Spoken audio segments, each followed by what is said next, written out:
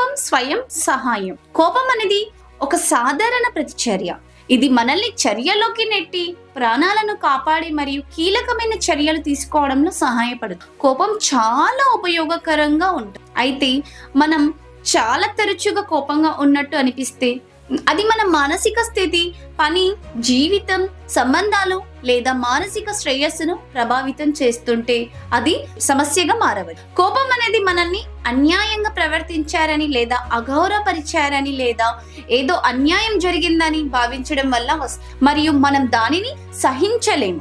ఈ విధంగా ఆలోచించడం వల్ల మనం కోపంగా ఉన్నామని అనిపిస్తుంది.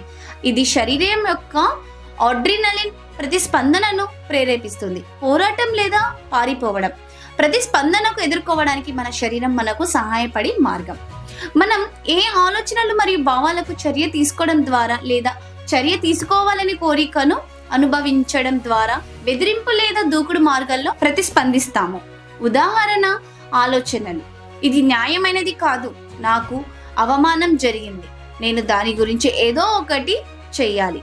భావాలు: కోపం, అడ్రినలిన్, ఉద్రిక్త, కండరాలు వేగంగా శ్వాస తీసుకోవడం, చెమటలు పట్టడం, గుండె వేగంగా కొట్టుకోవడం.